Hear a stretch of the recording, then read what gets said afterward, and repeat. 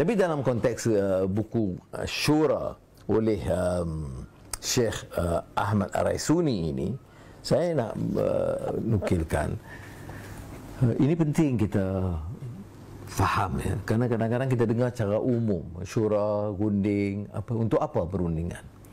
Ini 10 perkara yang diulas oleh Syekh Ahmad Ar-Raisuni, seorang pemikir semasa yang sangat mendalami dan mengupas dengan memahami konteks semasa.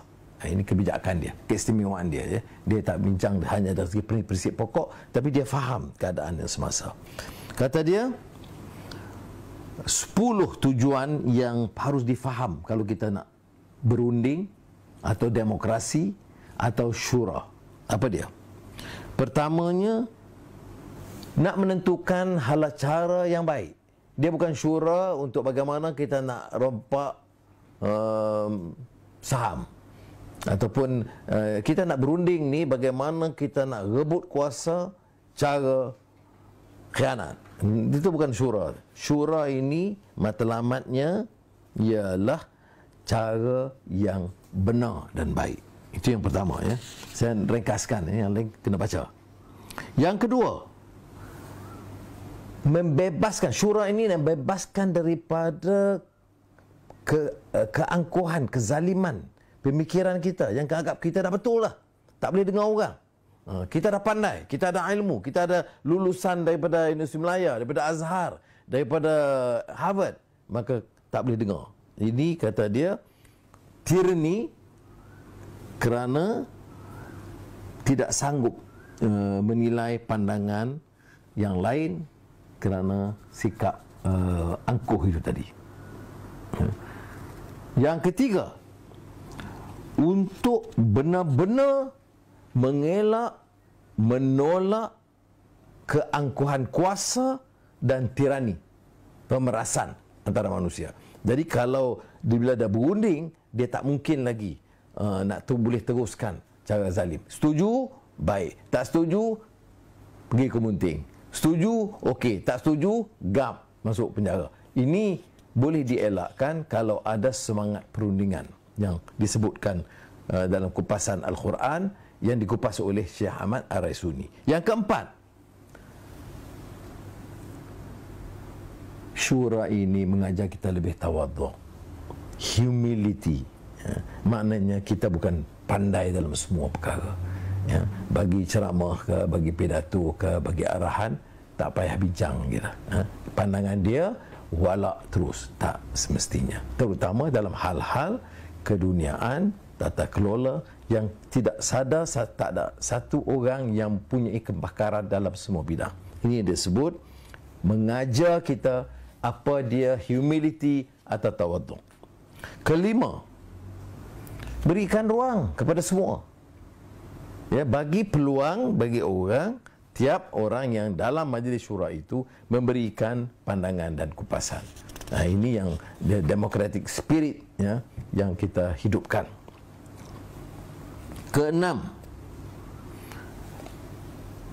menjana menimbulkan satu suasana kebebasan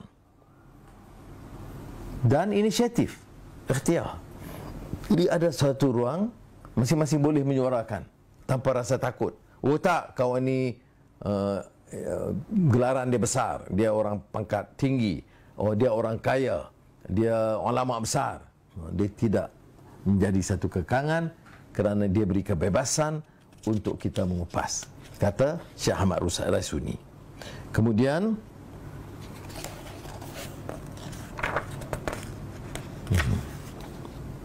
ketujuh, Islam melalui syura menggalakkan orang berfikir cara terbuka. Dia yang disebut keupayaan untuk mengungkap, menyatakan pandangan dan memberikan rencana di sendiri. Ni pandangan saya begini dan strategi saya begini yang mungkin berbeza dari pandangan umum. Ini diberi ruang ataupun capacity untuk thinking. Ini kadang-kadang yang menjadi masalah dalam dunia Islam ini ialah bahawa pandangan agama itu terlalu mengongkong. Ini kitabnya, ini tafsirannya, jangan. Ini apa yang disebut oleh ketua kita, maka kita walak. Jangan berfikir. Jangan. Tidak benar sebenarnya sekali. Kata Syekh Ahmad Rasuni, semangat syura itu adalah untuk menghidupkan suasana, keupayaan dan menggalakkan pemikiran dan kesediaan untuk berbincang dan ikhtiar memberikan pandangan dan penyelidikan sendiri. Ke-8, dia bila kita terlibat dalam syura, dia sebenarnya mendorong kita, mendorong ahli yang berbicara itu bertindak. Bukan sekadar bagi teori-teori kemudian tak berbuat apa-apa. Jadi ini dia sebut tentang bukan saja mendukung pimpinan atau jamaah, tetapi dia menjurus kepada tindakan. Ke-9, dia menimbulkan suasana mahabbah dan persaudaraan dan semangat perpaduan yang betul. Ya, walaupun berbeza kelompok dan sebagainya, bila kita bincang dengan baik, dengan adab, maka dia ada berikan suasana yang lunak untuk bersama, berpakat dan bermuafakat. Ke-10, bila kita compact keputusan bersama, kadang-kadang menang, kadang-kadang kalah. Kadang-kadang keputusan itu menyebabkan kita hadapi banyak masalah dan dugaan. Tetapi oleh kerana kenyataan itu keputusan dibuat bersama, maka kalaupun menghadapi masalah tidak terduga, kata Syekh Ahmad Rasuni, dengan syura itu kita telah bawa suatu semangat perpaduan yang baru.